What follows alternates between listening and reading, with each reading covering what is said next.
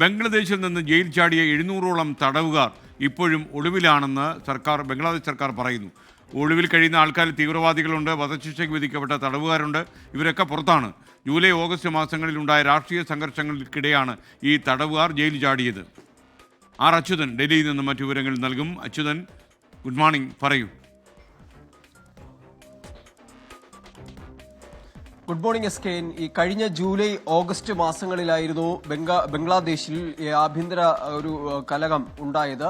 ഈ ഒരു പശ്ചാത്തലത്തിലാണ് നിരവധി തടവുകാർ ഈ ബംഗ്ലാദേശിലെ ജയിലുകളിൽ നിന്ന് രക്ഷപ്പെട്ടത്. ഇതിലിപ്പോൾ കണക്കുകൾ പ്രകാരം 700ഓളം തടവുകാരെ ഇപ്പോഴും കണ്ടെത്താനായിട്ടില്ല. അവർ ഒളിവിലെന്നാണ് ഇപ്പോൾ ബംഗ്ലാദേശ് സർക്കാർ ഇതുമായി ബന്ധപ്പെട്ട വിശദീകരിക്കുന്നത്. ഈ രക്ഷപ്പെട്ട ചിലരെ കണ്ടെത്താനായിട്ടുണ്ട്. ഈ ബാക്കിയുള്ള 700 പേർക്കായിട്ടുള്ള തെരച്ചിലും അതുമായി ബന്ധപ്പെട്ട അന്വേഷണവും നടക്കുന്നുണ്ടെന്നുകൂടി ബംഗ്ലാദേശ് സർക്കാർ അറിയിക്കുന്നു. ഈ ഒളിവിൽ കഴിയുന്നവരിൽ ശിക്ഷിക്കപ്പെട്ട തീവ്രവാദികളും വധശിക്ഷയ്ക്ക് വിധിക്കപ്പെട്ടവരുമാണ് കൂടുതലെന്നുകൂടി ഈ കണക്കുകളിൽ വ്യക്തമാക്കുന്നു. ഒപ്പം തന്നെ ഇതിനെ കണ്ടെത്താൻ പ്രത്യേക സംഘങ്ങളെ രൂപീകരിച്ചിട്ടുണ്ട്.